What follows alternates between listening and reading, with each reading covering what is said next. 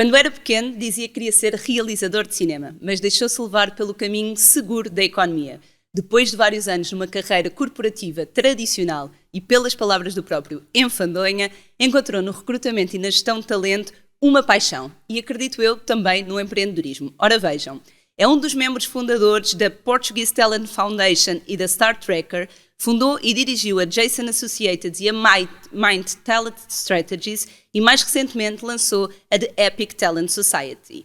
Acredita que é possível mudar o mundo com o talento e se o tivermos a ele como referência, não temos dúvidas que seja verdade. Connosco, no Story Break, Tiago Forjás. Uau! Obrigado. Obrigada pela tua presença. Olá, já estou aqui, tipo, se dá para ver, já estou aqui encabulado. Sim, já estava quase a comover-me. Tiago, muito obrigado por teres vindo, é um gosto enorme ter-te aqui, mesmo uma honra. Tu és licenciado em Economia, mas muito cedo no teu percurso fizeste o shift para os recursos humanos. Quando é que apareceu esta paixão pelo talento? Olha, foi em 99 e foi absolutamente circunstancial. Portanto, eu estava num banco a fazer análise de risco de crédito. Que interessante. Podíamos fazer um episódio inteiro sobre isso, mas a verdade é que eu estava muito frustrado e, portanto, mandei um currículo para uma empresa de recrutamento, que é a Michael Page, e tive uma entrevista que mudou a minha vida. Foi uma coisa muito gira, porque a pessoa que me entrevistou perguntou assim, mas olha lá, tu não estás feliz a fazer risco num banco? Até aqui percebo, então, mas mandas o currículo para ir trabalhar para outro banco, qual é que é a lógica? E eu fiquei a pensar, não, pode ser que o banco, a cultura do banco pode ser diferente, a função pode ser diferente, mas a verdade é que ele tinha toda a razão. E às tantas diz-me, olha, tu és economista e que tal juntar-te a nós? E, queres vir para Madrid? E eu, what? Tipo, já, não é? Portanto, vai ser uma coisa muito gira. Eu nem sequer percebi muito bem na altura a relevância daquilo que ele me estava a dizer. A verdade é que naquela altura eu estava para casar, portanto foi muito engraçado porque a minha mulher na altura tinha uma oferta para estagiar para Munique. Eu cheguei a casa e disse, olha, tu vais para Munique, eu vou para Madrid. E casamos e depois encontramos em Lisboa. Portanto foi assim uma coisa giríssima. E mudou a minha vida, porque de facto nessa altura eu não sabia nada sobre recrutamento e eu disse, mas eu vou trabalhar para uma empresa de recrutamento, mas eu não sei nada de psicologia. E o tipo diz-me assim, mas nós também não sabemos nada sobre psicologia. E então é engraçado porque é uma empresa genial, porque no princípio das carreiras não interessa nada a psicologia. O que interessa é o domínio técnico e portanto a Michael Page tinha domínios, portanto eles o que queriam era que eu, sendo financeiro, contratasse outros financeiros. E assim foi, portanto, foi assim uma paixão brutal, tive que aprender espanhol, tive que aprender a vender, tudo num espaço de tempo recorde. Foi uma grande escola, não é? Que essa foi uma escola brutal, foi uma escola brutal. Portanto, eu acho que foi mesmo assim, foi acender assim uma faísca, assim. E sentiste logo que era por ali o teu caminho? Sim, ou ainda hesitaste em algum momento voltar para uma área... Não, então vou-te contar, isto tem mais graça. Eu cheguei a Madrid no dia 28 de agosto, imagina. Boa memória. Apresentei-me. Incrível. Final de verão, estás a ver, tipo, todo bronzeado, todo contente, pipoca e tal. Chego à recepção e digo, olha, eu venho trabalhar aqui. E ele disse, mas falar com quem? Eu disse, com o Alberto Francisco. Mas ele está de férias até meio de setembro. E eu, estás a gozar, tu não está aqui ninguém. Ficaste a curtir uma e disseram-me, olha, deixa eu ligar para o diretor financeiro, olha, arranja-me um apartamento, faz não sei o quê, portanto 30 mil coisas. Ao fim de um mês, descobri que o tipo que me contratou era cleptómano, portanto ele foi despedido. E o plano era ele deveria ser o diretor-geral de Portugal, e portanto eu tinha um plano espetacular que não tinha ponta para onde se lhe pegasse. Portanto, o tipo que vinha abrir Portugal é despedido, eu de repente achava que ia fazer um business plan, ninguém me ligava nenhuma, e toda a gente me dizia, tens é que vender. Pá, pega o telefone e vende. E portanto eu tive que aprender espanhol a vender posições de recrutamento, marcar reuniões, tudo ao mesmo tempo. Mas foi um thrill tão grande, foi assim uma coisa tão gira, pá, que foi como provar um veneno que nunca mais larguei, foi mesmo muito giro. Olha, que bom. Olha, e tu nos últimos anos estiveste envolvida em imensos projetos disruptivos na área do talento. Eu tive a sorte de vivenciar pelo menos um deles e agora mais recentemente criaste a The Epic Talent Society. Explica-nos um bocadinho o que é este projeto. Uou, pá, 45 minutos só. Bem, então, não, a Epic é uma coisa muito simples. Eu cheguei a uma fase da minha vida em que realizei que todas as pessoas que andavam à minha revolta durante anos e que diziam, pá, tu és um gajo, pareces muito feliz e tu sabes qual é o teu talento e como é que se faz isso do talento e tal. E muitos deles escolheram carreiras que eu chamo de carreiras de sacrifício.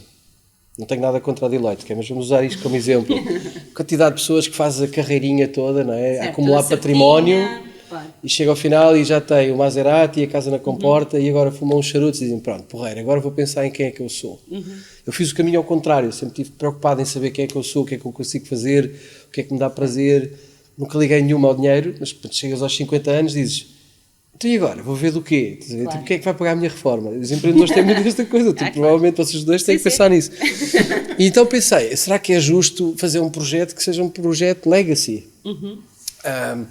E foram várias coisas, foram vários pixels que inspiraram esta história. Portanto, uma delas já tinha pai 3 anos, vi uma miúda com 20 anos apresentar a Junior Achievement e eu fiquei estúpido. Estávamos na Sonai com filhos de colaboradores, fazer um workshop sobre empreendedorismo. E ela era incrível, é isso? Ela era incrível, mas imagina o que é que ela diz. Ela diz assim, a Junior Achievement tem 100 anos. O nosso fundador desenhou esta organização para ela estar aqui 100 anos depois. E ela era uma miúda. E eu pensei assim, uau, deve ser brutal desenhar uma coisa para estar cá daqui a 100 anos. Isso ficou-me gravado. Épico, na realidade, a única coisa que quer dizer é a história. Que é muito fixe, não é? E isto é tudo sobre storytelling. Então, eu sempre achei que era uma coisa homérica. Então o que é épico? Épico é uma nova revolução. Porquê? Porque as pessoas não querem ser felizes. É muito cínico uma empresa dizer eu vou-te fazer feliz. Essa arquitetura mental ficou muito plástica. De repente as pessoas não querem mesas de bilhar e as pessoas querem ser responsáveis pela sua felicidade. Portanto, são muito mais, hoje essa lógica é muito mais profunda. E com o Covid aconteceu uma coisa muito engraçada sem querer, que é, de repente as pessoas tiveram que confiar umas nas outras e o que as pessoas hoje querem é liberdade. Eu acho que isso é uma cena brutalmente revolucionária. Ou seja, a maneira como as pessoas querem trabalhar nas empresas é da forma mais livre possível. Apesar de haver ainda assim um discurso um bocado adolescente, não é? Que é, então, mas como é que é o Work System 3.2?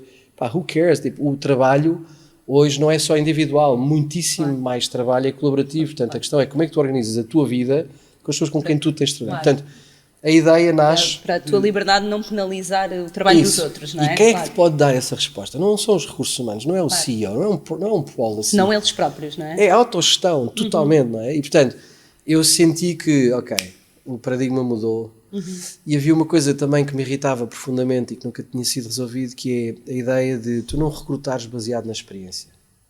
A maior parte dos recrutamentos é... eu vou-te pagar mais para tu fazeres a mesma coisa. E as pessoas boas não são boas a fazer a mesma coisa às vezes sem conta. As pessoas boas são boas a fazer as coisas pela primeira vez. E tu hoje vives numa cultura de reskilling e upskilling e toda a gente tem que aprender. E onde é que está o barómetro para medir como é que tu aprendes? E quanto é que tu aprendes? Eu prefiro 1000 vezes, se é para recrutar, se é para ficar comigo, prefiro 1000 vezes medir learning agility do que a tua experiência. Certo. Alguém que tem essa capacidade de estar sempre a evoluir e sempre... Então, estás a ver, imagina, tudo o resto eu vou alugar. Tipo, tu se fores especialista, pá, eu alugo. Portanto, esta ideia de recrutar para o futuro baseado na aprendizagem. A outra coisa que estava muito mal organizada é que toda a gente precisa de ajuda a pensar a sua carreira. Nós não podemos dizer às pessoas, vais ter 15, 20, 30, 40 funções diferentes e não instalar o software que é preciso para nós fazermos isso sozinhos. Não é? Certo. O career design é visto como, isso é para maluquinhos, ou é para o gajo que ficou desempregado, ou é tipo outplacement. É como ir ao ginecologista, nós temos vergonha disso. Isso é um absurdo. Claro. Eu tenho 2 filhos com 20 e 21 anos.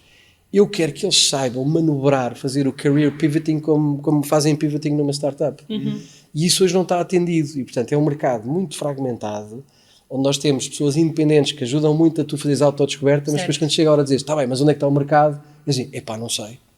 Manda currículos para os headhunters. Claro. E isto é um absurdo, ou seja, estas duas atividades têm que estar debaixo do mesmo chapéu, porque tu tens que operar o mercado, tu tens que estar curioso sobre o que é que vem no futuro, para ajudar as pessoas a encontrar o futuro. Portanto, então foi integrar estas duas coisas. É épico isso. Muito bom, super inovador e reconhecemos essa necessidade a 100%. Olha, lidas diariamente com diferentes desafios de pessoas e de empresas e há algum segredo para tirar o melhor das pessoas e motivá-las a ser cada vez melhores? Há vários. Eu vou-te dizer aquilo que eu acho que é o mais bonito, é o elogio. Os jesuítas, quando precisaram de conquistar o mundo, não é? Mesmo sem falar a língua, eles afiavam os olhos para quando interagiam com o outro, a primeira coisa que eles tentavam fazer é elogiar. E é uma coisa tão estupidamente simples, é tão absurdo que nós não o façamos. Nós hoje, se dermos um elogio a alguém, a pessoa fica desconcertada, Nem não sabe o que é que há de fazer. Não, exatamente. Quer dizer, se eu te elogiar, não é? Não sabes se eu te quero engatar. Olha, tu aqui ao início já estavas a ficar até emocionado com uma coisa tão básica que é a tua jornada. Mas eu acho que toda a gente é assim, tipo, just play it back to me. Really? Do I look good today? Tipo, são essas coisas, não é? Porquê? Porque o talento primeiro descobre-se e depois é que se desenvolve, e as pessoas não têm esta consciência. O talento é uma moeda, tem duas faces. Portanto, a primeira parte é tu reconheceres o potencial, e isso é através do elogio. O desenvolvimento depois é trabalho árduo, são as tais 10.000 horas de esforço deliberado. E tu, claro que quando conheces a pessoa e há um contrato de confiança, podes ajudar a pessoa a desenvolver-se, mas tu tens que começar pelo elogio. E a maior parte das empresas e das pessoas começa nos gaps. Toda a gente tem sistemas de avaliação e de gaps. Quer dizer, acabaste de me conhecer e estás-me a dizer o que é que eu tenho que fazer melhor. Tipo, eu nem vou dizer isso aqui, não é? Porque está gravado. Mas, honestamente. Tipo, mas podes dizer tudo, Tiago. É para dizer tudo. Podes dizer tudo. Vocês não me digam isso. Não, é mesmo para estar à vontade. Olha, e qual é que é o teu talento? Como é que tu descobriste o teu talento? Como é que eu posso descobrir qual é que é o meu talento? Isto vai parecer muito arrogante, se Deus quiser. Eu acho que sou um bom desbravador. Eu gosto de encontrar caminhos alternativos. Eu acho que sou um bom realizador de pessoas. Demorou-me a entender isso. Realizar no sentido, eu sou meio bife, não é? Como vivi na África do Sul, acho que o realizar é parte, realize no sentido de tomar consciência, e o realizar português que me interessa é tornar real. Isto é impotência, é etéreo, mas concretiza. Eu acho que sou criativo, sou comunicativo, sou corajoso, sou um bocado maluco, tenho imensos defeitos, também podemos falar disso, não é? Até porque a maior parte dos talentos não são talentos, são características naturais. E que consoante o peso que tu lhe dás pode se tornar um defeito evidente, também, evidente. Claro. Eu sou comunicativo, se eu não te deixar falar, tu dizes, não quer mais atrás de gajo, não é? Claro. Mas E não, normalmente não é o caso. Normalmente em criança é voltar a quando éramos crianças que às vezes descobrimos realmente qual é que é o nosso talento. Giro tu pegares nisso. Sabes que eu tenho uma carreira em paralelo como artista. Portanto, eu pinto, faço colagem. E é engraçado porque quando eu era miúdo, o meu pai tinha um hotel e ele passava a vida a trabalhar. E aos sábados engatava-me para eu ir com ele. E eu achava que aquilo era porreiro porque eu ia poder estar com ele no trabalho. E na realidade ele sentava-me lá numa cadeira qualquer e ele ia à vida dele e eu ficava lá sozinho. E aconteceu-me isto de uma maneira muito gira, que foi o melhor amigo dele, que era um artista, que é o Zé Pada, um homem que infelizmente já faleceu, mas era espetacular. Ele enchia-se de paciência, sentava-se ao meu lado e ensinava-me a desenhar. Ensinou-me a desenhar. Portanto, a minha paixão, o meu fascínio pelo desenho, pela arte, veio daí. Uma coisa completamente casuística. Podia nunca ter acontecido, não é? Mas é preciso... Quer dizer, eu andei em negação toda a minha vida. Não há nenhum projeto na minha vida que não inclua arte. A Jason tinha uma coleção de arte, nós fechávamos os meses e eu ia ver quanto dinheiro tinha sobrado, eu ligava para a Vera e comprava-lhe arte, porque eu preciso estar rodeado de arte. Que engraçado, e tu nunca te tinhas apercebido durante essa jornada que era algo que tu também querias concretizar, ou que tu também querias pôr... Dizer, e eu fazia isso, eu quando me apaixonei pela minha mulher, eu pintava quadros, mandava quadros para Paris, quer dizer... Mas isso veio com o amor, quer dizer, quando tu te libertas. Não, porque quando tu te libertas, às vezes tu estás a fazer a coisa, mas não tens consciência, é como o peixe que não percebe que está na água. Alguém tem que dizer: olha, estás na água. Fazer ideia. Portanto, mas eu não tinha. Aliás, quando fiz o Mighty foi a mesma coisa. Fui buscar street artists para desenharem avatares em 3D. Quer dizer, eu tive sempre rodeado de artistas. É absolutamente necessário para mim, mas a tomada de consciência disso vem muito tarde. Tipo, agora eu sei, não é? Quando me perguntam, mas eu vejo-me como uma mistura do Tom Ford com o Alain Bouton, tipo, é mesmo uma fusão, não é? E, portanto, eu tenho um lado criativo e que não é criativo no sentido... que os criativos resolvem problemas e, portanto, eu gosto de praticar criatividade, gosto de resolver problemas, acho fixe.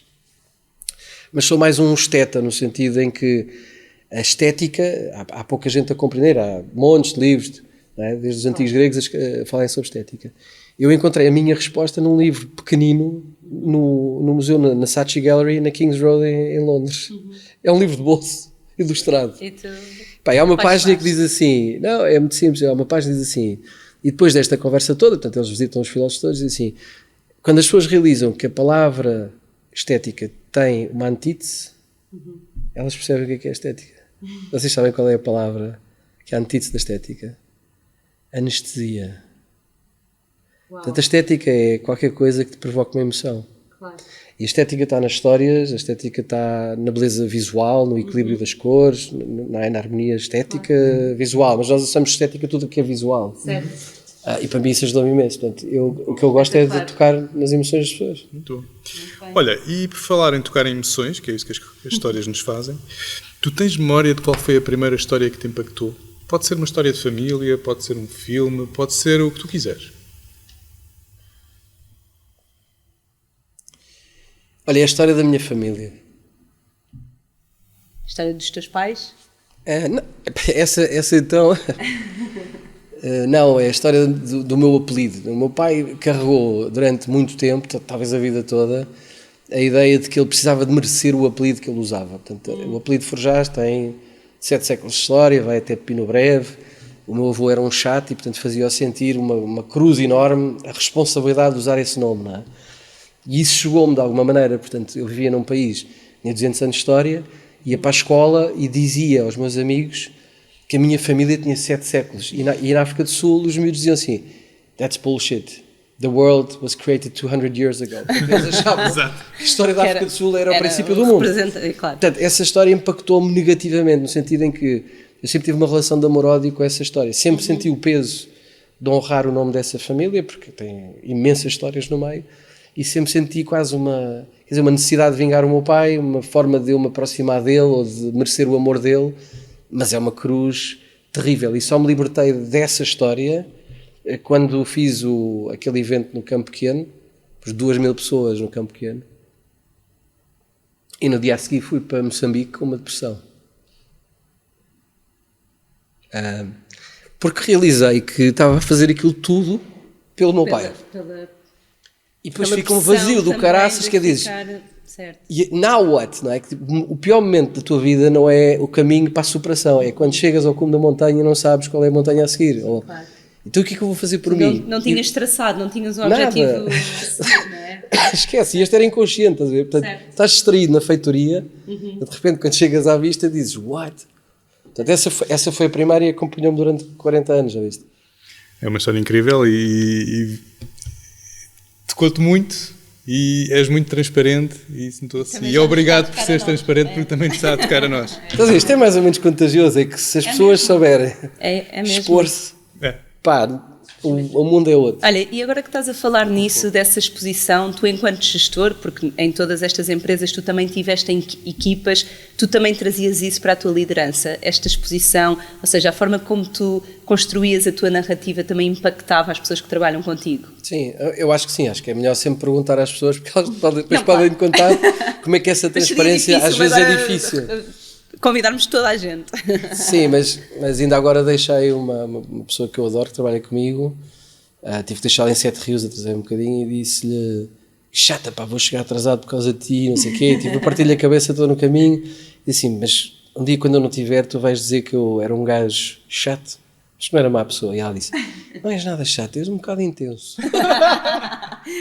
Portanto, sim, mas sempre tive isso. Aliás, sabes que na Jason era anedótico porque a Jason foi uma empresa completamente heroica, homérica, não é? A história do Jazão, já estamos a falar de histórias, é a história perfeita, porque é a história de um canastrão, é um gajo que não é o melhor deles todos, que sabe o que é o talento dos outros, não é? Portanto, o Jazão, aquilo é todo um mito fabuloso, não é? É preciso encontrar o Velocinho de Ouro para reclamar o trono e tal, mas todos os heróis são melhores do que ele, e ele só sabe fazer o casting, tipo, olha, vem um dragão, é preciso dar porrada, vai o Hércules. Essa era só um gestor, no fundo. Não, sim, era um realizador no sentido, que gerir não é tipo o Excel, é tipo, é pá, capaz de dar merda, vai tu. Claro. Então, isso é brutal, porque comovia-me imenso trabalhar com as pessoas. Aliás, a coisa que eu mais gostei na Jason foi conseguir chegar à altitude em que o meu trabalho não era trabalhar com clientes, era só ajudar as pessoas que estavam no escritório. Certo. E isso é brutal. Potenciar o talento também daquelas pessoas, sim, não é? Era só estar atento a eles, às vezes porque eles pediam, outras vezes porque eu notava.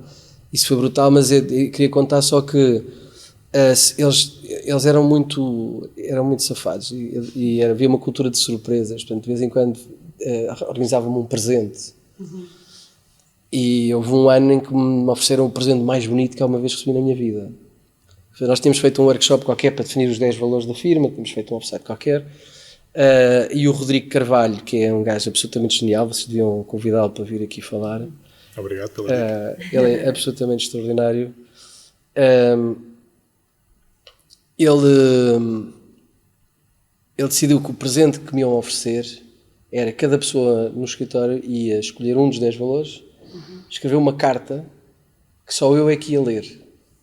E ele compilou um livro chamado My Little Book of Values. Uau. E a capa era uma coisa... era o jasão em pedra, não é? Dizia My Little Book of Values e em baixo dizia edição única, não, tiragem única, leitura única. E ele levou aquilo para a gráfica, eles montaram aquilo, e eu ter um presente que só eu vou ler, é uma coisa... Claro que eu escangalhei-me a chorar, não é? Mas acho que aí toda a gente chorava. Eles, quando faziam pequenas coisas, de me presentearem com uma coisa qualquer, traziam logo papel higiênico para gozar comigo, porque eles já sabiam que eu ia chorar. És um chorãozinho. Eu sou um chorãozinho. Mas isso é ótimo, essa vulnerabilidade muitas vezes, principalmente nos homens, há esta dificuldade de se expor, mas é tão importante, não é? Para que também as relações sejam mais empáticas e num mundo corporativo igual. Acho que é mesmo importante tu estares aqui e não teres problema nenhum em dizer que choraste e já te teres emocionado. Obrigada por isso, porque realmente... Há esse estigma e temos que o quebrar rapidamente. Tirar as capas do cinzentismo. Isso mesmo. Olha, Tiago, o teu ponto forte é comunicar, como já falámos, e quando estás nas empresas é impossível não ficar contagiado pela tua energia. A nossa pergunta é, também usas essa energia noutros formatos, nomeadamente nas tuas redes sociais? Sim, na escrita acho que sim. Há pessoas que... Olha, ainda hoje estava a gravar um vídeo para uma coisa que vou fazer com o Milénio. E entrou uma pessoa no escritório, nós partilhamos escritório com uma empresa de contabilidade, que é a LXGest, e a Maria entrou e disse assim, epá, eu li uma coisa que tu escreveste, aquilo foi tão bonito, pá, eu adoro quando escreves. eu acho que eu gosto de brincar com as palavras, não sinto que... Eu sou um bocado disléxico, portanto tenho montes de erros de pontuação. É uma enorme oportunidade, porque depois escrevem-me no LinkedIn e corrigem-me os textos. Eu adoro essa cena, porque eu não gosto de reler. Aumentar a taxa de interação, não é? Já agora tens aqui um erro, podemos ir tomar um pequeno almoço aqui, e isso é frequente. Mas sim, acho que noutros formatos sim, e há coisas tão bonitas, não é? Mesmo só jogos de palavras, não é? Provocação ou provocação, tipo, eu passo o dia todo a pensar nestas coisas e sim. Que engraçado. Muito bem, olha, no mundo corporativo há uma forma padrão de contratar pessoas, de liderar equipas, de fazer comunicação, enfim, tu acreditas que há espaço para trazer uma nova abordagem para o mercado? Acreditas que o mercado precisa disso? Eu não acredito no mercado, o problema é esse, é que eu acho que... Sabes que quando tu invertes a coisa, quando eu era headhunter, a pergunta que mais me irritava era quando as pessoas passavam, tipo, imagina, fim de dia, metes no elevador, vens engravatado, outra década, não é? Mas diziam, como é que está o mercado? E eu não percebia o que é que as pessoas me estavam a perguntar. Eu disse, mas o que é que queres dizer? Tipo, se há desemprego, se estão a contratar muito, eu nem sei quem é que tu és. E eu treinei esta resposta que é, tu é que és o teu mercado. E é uma coisa assim, Alain Delon, saía assim linda, mas é mesmo verdade, e portanto eu acho que como cada pessoa é o seu próprio mercado, não há uma forma direta, certa de fazer. Se vocês forem a ver, eu acho que das coisas mais giras que foram feitas em recrutamento nos últimos tempos foi a Mercedes I.O., o Alexandre Vaz punha a gaja a fazer entrevista num carro, no Mercedes a abrir, ali no meio do beato. Quer dizer, tudo isto é sobre uma história, não é? E o paralelismo dizer assim, olha, aqui vais poder andar a abrir, mas vais andar sempre em segurança. Portanto, se tu achas que é um coder que vais fazer tudo sozinho, esquece. Aqui... Segurança primeiro, em conjunto, aguentas-te, e tudo isso é uma história, não é? Quer dizer, eu lembro-me que no Mighty nós fizemos uma coisa muito gira, eu achei genial, não é? Mas pronto, fui eu que inventei. Não, que é a ideia de, quando tu olhas mesmo para quem tu queres endereçar, constrói histórias espetaculares, então fizemos uma coisa que é, o que é um consultor, para todos os efeitos? É um gajo que sabe ler um livro, sabe sintetizar o livro e fazer uma apresentação. E são 3 competências básicas, tens de saber ler, tens de saber sintetizar e tens de saber montar um slide, vocês sabem melhor que nós, mas... Sim. E que não é assim tão básico, como nós sabemos. Na realidade são 4 coisas, estás a ver? E tu dizes assim, qual é que é a melhor forma de eu contratar um consultor? Tudo aquilo que eu posso ensinar, pode ser num dia, portanto digo assim, escolhe um livro, vem cá apresentá-lo e fizemos daquilo uma coisa tipo um casting, portanto o meu complexo de realizador foi next, portanto eu disse, neste dia... Toda a gente pode vir apresentar um livro. Regras mínimas, tens 15 minutos, tens aqui a interação. No final do dia, às 6 da tarde, eu vou-te ligar e vou-te fazer uma oferta. Isto foi brutal. Nós contratámos só desse casting 2 pessoas. E graças a Deus, nem sequer foi preciso escolher. Aliás, eu achei que elas 2 ficavam bem juntas. Mas imagina isto, tipo, isso é uma forma completamente diferente. E montes de vezes estou com clientes e digo assim, pá, mas se tu tens malta, tu achas que há pouca malta, faz disto uma feira de gado, traz os gajos todos e faz ofertas no próprio dia. Metade deles saem. Certo. E tu não és Deus, tipo, se tu acertares 2 em cada 3, já me fazes concorrência a mim, portanto, para que tanto escolher? Tipo, confia no teu fígado, faz feira de gado, mete números nas pessoas e diz, pá, queres experimentar isto? Curti, não sei, uma cena que eu não tenho que explicar. Tu não tens de explicar. E muitas vezes entramos na análise e na parálise, epá. Achas que há muito bem. E achas que há um feeling nessas coisas? Era isso? É espetáculo. Claro que há um feeling. Tu não tens uma energia, não tens uma empatia, não é? Às vezes é uma frase. Uma das coisas que eu acho mais giras é nós na Epic nós temos 5 princípios, nós não temos valores, nós temos princípios. E uma das coisas que o primeiro princípio é a paridade, que é uma das coisas que eu adoro, que é, às vezes ouves isto naquela cena do este gajo é porreiro, ele é humilde, que ele trata o segurança com a mesma dignidade com que tratas o administrador. E nós acreditamos que nós não servimos nem candidatos nem empresas. Eu não sei o que é isso. Eu só sei lidar com pessoas. E, portanto, quando alguém chega ao escritório, quando nós estamos a trabalhar com um cliente, ainda hoje me foi apresentada uma Margarida que adora cavalos e fotografia, nós jogamos a um jogo que é bué da simples. São 13 perguntas em 2 minutos. E as pessoas têm que dizer, basicamente, a abrir, sem filtros, quem é que elas são, não é o que é que elas fizeram, porque eu não posso depreender pela experiência da pessoa. Claro. O que é que ela acredita, quem é que ela é, o que é que ela gosta. E, portanto, quando tu jogas um jogo 2 minutos e depois eu também jogo, já há uma reciprocidade tão grande e óbvio que aparecem afinidades. Claro. Tu dizes logo, que gira, a tua citação, o teu livro favorito, deixa-me lá escrever isso. E a temperatura muda, não é? Portanto, eu acho que nem tudo tem que ser explicado e eu adoro, eu gosto de matemática abstrata, eu gosto de investigação operacional, eu gosto de estatística, mas acho que nós temos um software muitíssimo mais avançado que se chama Intuição e que nós nunca usamos. E acho que é um barómetro muito fixe. Concordo muito contigo. Olha, muito mesmo. Na tua opinião, porquê que achas que as histórias permitem dar um ângulo diferente às mesmas situações do que despejar factos, dados, informações e tudo mais? O que é que há nas histórias que trazem esse lado que conecta as pessoas? Eu acho que é exatamente aquilo que tu disseste, que é a perspectiva do outro, não é? Qualquer realidade tem 360 pontos de vista. Esta caneca é a mesma caneca, mas para ti, quer dizer, até certo momento vamos concordar, eu vou dizer branco, tu vais estar de acordo, eu vou descrever a pega, tu vais estar de acordo, eu não consigo ver este lado, mas tu consegues. Há uma série que eu vi na Netflix, não sei se ainda está, que se chama The Affair, não sei se vocês viram isso. É espetacular, é uma história trágica de amor, narrada pelos olhos de várias personagens, e tu estás a ver em repeat os vários ângulos, e tu não sabes qual é a versão, mas aquilo é uma provocação enorme para a forma como tu empatizas com alguma das personagens, e eu acho que isso é tão bom, porque é muito compreensível, não é? Isto vem da parábola dos 6 cegos e do elefante, que é aquela situação bizarra, estão 6 cegos a tentar descrever o que é um elefante. Isto é uma metáfora para tudo o que é novo, tudo o que é o futuro, tudo o que nós não compreendemos. E há um que está agarrado à tromba do elefante e diz que aquilo é uma cobra, e o outro diz que é uma raia, e o outro diz que é uma árvore, e há um que insiste que não, que aquilo é uma corda. E é estúpido, não é? Porque quando eu digo, então, mas porquê é que eles não veem? Claro que eles são cegos, não é? E eu faço até um teatrinho disto e as pessoas dizem, eles não estão a comunicar. Está bem, mas o que é que isso quer dizer? Eles não, aqueles não sei o que, não, eles não estão a ouvir. Não, eles ouvem, eles são surdos, eles não são... Eles são cegos, não são surdos. E a verdade é que é tão simples como somar pontos de vista. E nós achamos que sempre que temos 3 pessoas... Imagina isto, se isto for um debate, as pessoas estão habituadas a achar que alguém vai ter razão. Sim, não tem que ter, viste o Diogo deu-me porrada no Fujásio. Nós não aprendemos nada, quer dizer, somar argumentos é uma coisa deliciosa, porque é a maneira que eu tenho de aceitar que eu sou cego em relação ao teu ponto de vista. E eu acho que as histórias trazem-te isso. Não é? Sim, isso é muito interessante. E até dentro das empresas muitas vezes nós achamos que aquilo que é óbvio para nós é óbvio para todos e falta-nos esta questão da perspectiva, não é? Pôr-nos um bocadinho no lugar dos outros ao ouvir ou perceber que se calhar só é óbvio para mim, para a pessoa não é óbvio. Falta muito esta questão da comunicação também, que dá esta soma de perspectivas que é fundamental, não é? No trabalho e na vida, na verdade.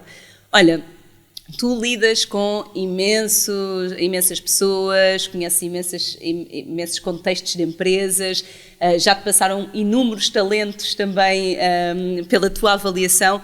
o que é que tu consideras que seja uma característica essencial a qualquer profissional de qualquer área do mercado? Ou não existe? Ou existe efetivamente especificidades para cada área? Existe alguma competência, alguma característica humana que é transversal?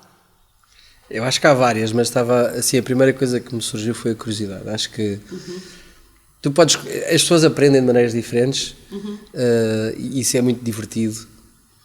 E tu podes aprender mais com uma pessoa que tu até abominas do que uma pessoa que tu adoras, não é? É a história de Star Wars, não é? Quer dizer, é o Luke que inspiraste no Darth Vader, que ainda por cima é o pai dele. Mas acho que se tu não fores curioso, tu não tens motor de arranque, tu não, tipo, a faísca, tu dás à chave e aquilo não acontece nada.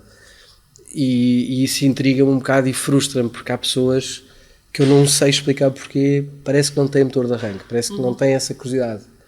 Não é preciso ter um fit, eu não tenho que ter um fim para a minha história para eu ter uma motivação, certo, para ser curioso. Mas acho que essa é a característica que eu acho que todas as pessoas que eu acho que são talentosas, seja porque têm imenso potencial, seja porque já deram provas infinitas, certo, têm e mantêm. Sim, acho que quem não é curioso acaba por estagnar, não é? Acaba por se acomodar e não. Sim. E deixas de aprender, não é? Tipo... Sim. Sim, são os conformados, não é? Acho que, porque há sempre uma curva de aprendizagem, mas quando ela acaba, os curiosos vão querer perceber o que é que dá para fazer mais, não é? O que é que vem a seguir? Ou o que é que há diferente. Ou o que é que há diferente, não é? Acho que é uma característica interessante. Olha, e pegando aqui um bocadinho nas histórias e nas boas histórias, tu achas que a maioria dos profissionais são bons comunicadores? É tão injusto dizer isso. Pode ser sincero, Tiago. Opa, quer dizer, eu sei qual é a resposta que tu queres. Eu não quero a resposta que tu tiveres para me dar. A minha estatística diz-me que a maior parte das pessoas não tem ideia do que é comunicar. As pessoas confundem comunicar com falar, ou dizer. E a comunicação é uma coisa absolutamente poderosíssima. O silêncio tem um peso absolutamente extraordinário. A expressão corporal que nós usamos... tudo, até a temperatura corporal, não é? Quer dizer, tudo comunica. Se eu te der um passou bem e estiver com a minha mão a transpirar, nós já comunicamos. Eu acho que a maior parte das pessoas não tem essa consciência, não foram treinados, mas graças a Deus, porque depois chamam-me a mim, não é? E a nós por outros momentos. E a vocês, sim. Não, e a vocês também, claramente. Mas, quer dizer, há muitas maneiras de comunicar, não é? Uma imagem vale mil palavras, portanto, às vezes só olhar para um quadro faz-te chorar, não é? Aconteceu-me a mim, eu vi um quadro do Morandi numa Homem em São Francisco, sabia as casas, não sabia porquê, eu chorei, baba e ranho, tipo, what? Aquilo é uma natureza morta, não é? Mas acho que infelizmente há pouco treino nisso, e sobretudo no mundo corporativo é tão importante porque é onde nós passamos a maior parte do nosso tempo, não é? E acho que há muito, nós funcionamos por arquétipos. O problema das histórias é que depois a liderança é uma coisa contextual, portanto nós ao longo da história temos sempre o mesmo registro, é sempre um problema social, ou uma tecnologia emergente, ou uma guerra que faz com que emerja um arquétipo de liderança. Agora é o Zelensky. Mas sei lá, já foi o Napoleão, já foi o Gandhi, e nós mimetizamos, nós somos muito macaquinhos de imitação. Portanto, o normal é nas empresas adotamos estas coisas e depois fazemos me toos de tudo. Não é? E eu acho que o que é giro é, estava ali a reparar que tu tens um livro que eu adoro, que é aquele livro do Creativity.inc, do Ed Catmull. O Ed Catmull, para mim, é o CEO ideal, porque é um gajo de uma introversão profundíssima. Não sabes nada dele, é muito difícil apanhar coisas, e este livro fala sobre isso, que é How do you set the stage for productive tension, e como é que tu... Tipo, o meu trabalho é pôr o palco a funcionar. Eu acho que a comunicação é isso. Certo. Dentro de uma organização é isso que tem que acontecer. O potencial que fica por explorar só porque tu estás a dizer tantas vezes coisas em vez de perguntares ou deixares que as pessoas brinquem, acho que é um bocado triste, mas também já vi comunicadores absolutamente extraordinários. Incríveis, claro. E eu digo sempre aos meus filhos, olha, se tu queres ser um gajo extraordinário, esquece as médias, esquece as generalizações e as geracionalizações, porque as pessoas extraordinárias não vivem dentro dessas médias, elas só as conhecem para sair delas, não é? Claro. Portanto eu acho que sim. Tiago, há algum conselho sábio que possas retirar da tua experiência profissional e que possas dar a quem está a começar e a quem está agora a dar os primeiros passos? Epá, sábio não tenho, mas tenho um que eu costumo usar, que é... Eu acho que é muito importante nós sermos bons para nós. Não é? Eu tenho uma relação difícil comigo e por isso às vezes com os outros, que eu sou super exigente comigo e tenho dificuldade a depois perdoar. fazes o reflexo. Sim, sobretudo, o problema disto é que é paradoxal, que eu não faço isso com pessoas que eu não adoro. Mas quanto mais adoro, mais próximo mais estás falo da forma com elas como tu eu falo avalias comigo. a ti. E como eu o vejo, e isso para mim é um É a problema tal enorme. intensidade, não é? É tal intensidade, é a cena da excelência. Eu vivo no futuro, eu tenho amigos meus que dizem assim: porra, tu és um permanente insatisfeito, tu vives no futuro, porra, sossega, curte isto. Eu curto tudo, eu sou um epicurista, eu bebo tudo, eu sou uma esponja. Mas a verdade é que a sensação que eu tenho é que eu vivo mesmo num outro sítio e às vezes tenho que vir cá e vou lá e tudo. Ando sempre a fazer caminhos, não é? Isto é pior que andar na A5. E acho que o que é fixe é o que é que tu dizes a ti próprio quando tu falhas. E isso é um treino, é tipo... Então há uma citação que eu acho que para mim é aquela que me tem acompanhado durante mais tempo, que aprendi com uma mulher em Angola, num curso de liderança, perguntei-lhe qual é a citação favorita e ela disse: a vida é um rascunho. É espetacular. Pá, diz tudo, não é? Dizes, não vais ter tempo para passar a limpo, podes dar erros ortográficos, mas desfruta, não é? Quer dizer, é uma coisa que te... Muitas vezes nós temos medo, mesmo em contexto profissional, não é? Nós temos muito medo do falhanço, temos muito medo de falhar e isso muitas vezes é impeditivo para nós irmos e testarmos e fazermos diferente da forma como se tem feito até agora. E realmente essa citação é incrível, porque o que é o pior que pode acontecer, não é? Não, vai estar sempre a evoluir, vai ser sempre um teste, vai ser sempre uma aprendizagem, quanto mais não seja. É incrível. E se estiveres obcecado em corrigir e andar para trás, e se estiveres com um autodiálogo destrutivo, não melhoras a tua experiência, tu não aprendes nada. Aliás, eu acho que é engraçado, porque é tão evidente, não é? Quando tu falhas, a falha tem uma coisa brutal, que é, quando tu falhas, o Diogo fica com uma oportunidade dele ser mais humano contigo do que quando tu não falhas. As pessoas dizem, queremos ser cada vez mais humanos, a inteligência emocional, a empatia, não sei o quê, mas depois não querem falhar. E isto é um absurdo, porque a falha é o que te permite seres mais humano. E o perdão é o que te faz sentir mais próximo de Deus. Não é? Quando alguém falhou, magoou-te, até se calhar fez isso 2, 3 vezes, atingiu-te, não sabes se quer ser deliberado ou não, e tu escolhes perdoar, são fagulhas de divindade, não é? São nanosegundos em que tu fizeste uma escolha, não queres o mal a ninguém, e isso é divinal, acho que essa experiência é divinal. Mas, quer dizer, tu tens de estar exposto, não é? E se tu estás a jogar o jogo do cinismo, para estás nós, numa série e tem sido a nossa vida, cada vez que falhamos, e já falhamos muitas vezes, e vamos continuar a falhar, Margarida, tenho a dizer, estamos sempre mais perto de acertar. Sempre. E é esse o nosso mindset. Ok, vamos fazer, antes feito que perfeito, é uma coisa que eu também digo muitas vezes, e vamos falhar, e vamos estar mais perto para a próxima acertar. É esse o nosso mindset. É isso mesmo. Olha, agora até preciso respirar aqui um bocadinho. Tu consegues identificar algum momento profissional ou pessoal onde uma história, uma boa história tenha tido um impacto direto no teu percurso, em quem tu és hoje? Tu há bocado falaste de uma história assim, não é? Depois do Campo Pequeno, mas tens algum outro momento que possas dar aqui como referência em que houve aqui um turning point, um ponto de viragem que resultou de alguma experiência, de alguma algo que te impactou, que foi mesmo a emoção? Tem que ser mundo corporativo? Nada. Não, pode ser pessoal, Olha, a história que mais me impactou foi a história de uma professora, foi a minha professora de primária, que foi a primeira pessoa que acreditou em mim. E é muito engraçado porque essa história ainda hoje ainda te marca, não é? Ainda tens essa memória. Então, quando era miúdo, a história é esta: eu aos domingos tinha febre e a minha mãe começou a achar aquilo muito suspeito e começou a relacionar aquilo com a escola. Depois foi falar com o diretor da escola e quando o confrontou, ele não sentiu sequer a possibilidade de mentir e disse: nós temos um problema na turma do Tiago. Eu vivia na África do Sul no regime da apartheid, e então eu e um outro rapaz chinês éramos vítimas de bullying, e a ponto de levar com o apagador na cabeça e coisas do género. A minha mãe, quando descobriu isso, quis mudar-me de escola, só que já íamos a meio do ano. E então ela foi falar com a professora da primeira classe, Mrs. Barbara Fear, como ela se chama, e a Mrs. Barbara Fear disse: é claro que aceito o Tiago com todo o gosto, mas não posso prometer que ele vá conseguir passar de ano. Portanto, eu prometo dar o meu melhor. E passados 2 semanas ligou à minha mãe e disse-lhe: olha, eu estou-lhe a ligar porque quero retirar aquilo que eu disse. I want to take back what I said e tal. E a minha mãe pensou, pronto, ela agora no final não pode ajudá-lo. Não, E ela disse, eu posso lhe garantir que ele vai passar. E eu tomei uma decisão que é, a minha assistente, portanto ela tinha uma assistente, por acaso, estagiar em observação, uma professora assistente, e ela disse, a minha assistente vai ficar com a turma e eu vou treinar o Tiago. Espetacular. Mudou a tua vida? Mudou a minha vida. E na pandemia escrevi um livro, é um pequeno livro digital, em PDF, custa zero, se vocês forem ao Gumroad, põem zero e fazem download, e pensei, tenho que lhe dedicar o livro. E não consegui encontrá-la, e fui ao Facebook, andei à procura dela e descobria, tinha acabado de ficar viúva. Portanto, ainda é viva essa senhora. E conseguiste contactá-la? Uau!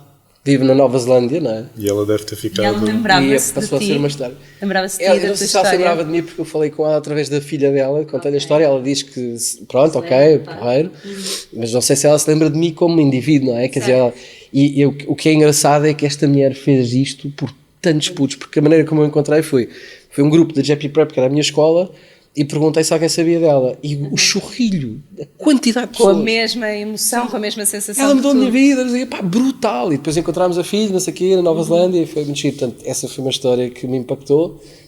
Podia contar outras muitas, não é? Mas eu acho que as histórias em que, quando alguém acredita em ti, epá, isso muda tudo. Muda a tua vida. Isso vai ao encontro daquilo que disseste ao início, não é? O poder do elogio, o poder de acreditar, de potenciar os outros. Isso é incrível. Bem, vamos lá colocar alguma leveza aqui.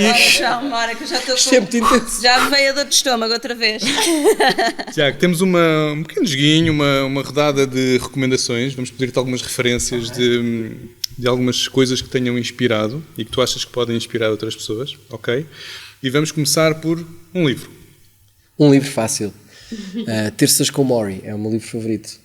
É um livro que fala da história de um professor de liceu que sabe que vai morrer, tem uma doença degenerativa e decide fazer um programa de televisão sobre como viver. O livro é absolutamente mágico, é do Mitch Albom. Também há o filme, acho que foi o último filme em que o Jack Lemmon participou e é uma obra de arte. São 7 histórias dentro de uma história, é maravilhoso. Uma série ou um filme? E a série, para mim, eu acho que desde que vi o Peaky Blinders que não há outra série. Estamos juntos. Pá, aquilo é... se eu tivesse feito aquela série, podia-me ir embora. Estava fixe. Desde o arranjo musical, tudo acho aquilo delicioso. Mas há muitas outras, sim. Uma música ou uma banda? Arcade Fire, claramente. A música Funeral. E uma viagem ou um sítio que tenha marcado, um lugar que tu estejas constantemente a voltar? Refúgio. É muito difícil porque há vários para coisas diferentes, mas a viagem na minha vida, claramente, foi a minha viagem a Bali, porque decidi que... tenho a minha vida mais ou menos escrita por fases e cada fase tem um animal. E Bali representou a fase do galo, portanto foi um acordar. Peguei em todo o dinheiro que tinha na minha conta, eu e a Margarida, éramos casados na altura, e gastámos o dinheiro todo para garantir que eu ia empreender a seguir. Não havia, there was no way back, estás a ver? Tipo, e foi mesmo assim, a imagem que eu tenho dessa viagem é daqueles tipos do Red Bull que saltam de umas alturas brutais para dentro do mar. Foi isso. Ser, né? Isso foi uma viagem brutal. Ok, agora uma coisa algo diferente, um guilty pleasure. É charutos. Pá, sou doente por charutos, é uma chatice, eu não gosto de assumir, mas sou viciado. Se alguém estiver aqui a fumar um charuto e eu sentir o cheiro de um cubano, eu tenho que encontrar. Adoro. Pensava que isso era só tipo um estereótipo que os homens Não, eu fumo charutos há 20 anos, adoro. Sim, que era só o status quo. Não, porque sabes o que é? É a maneira que eu tenho de entrar na bolha. Portanto, imagina, se eu tiver que fazer uma proposta muito web, de nada. Eu tiver que trabalhar à noite. De recentrares, é isso? Aquilo cria-me uma bolha, é uma sensação de liberdade, portanto é aquela coisa muito cocky de, eu é que domino a minha vida, vou queimar aqui 20 euros a fumar esta merda, mas também depois se transporta, depois faz assim, estás a ver? E vais lá para dentro, portanto é uma coisa que fazes por prazer, mas também é uma porta de entrada quando tu tens que fazer umas coisas e o prazer tem que vir. São soluções como outras quaisquer, não é? Olha, mesmo para terminar, que história é que tu ainda queres contar na tua vida? Que legado é que tu queres deixar? Tão fácil. Quero contar a história do meu amor. Eu acho que, para mim, a razão da minha existência é eu descobrir o que é o amor. E ainda não descobri, ou seja, descobri muitos amores diferentes, mas acho que é absolutamente cruel, não é? Como é que os pais nunca falam do que é o amor aos filhos? E acho que há uma confusão tremenda. Os pais acham que para isso é preciso entrar na intimidade do quarto. Sexualidade. Zero. E há tantas definições de amor, não é? Eu gostava de poder, com a minha vida, escrever uma história de amor. Muito bom.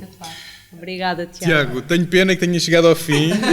Mesmo. Queria saber mais histórias. Queria muito mais. Se calhar fazemos podemos voltar, não é? uma parte 2 na segunda temporada, não sei. Tocámos em muitas emoções, emocionámos-nos todos. Foi espetacular. Muito obrigado por teres vindo. Obrigado pela tua generosidade. Obrigado. Obrigada.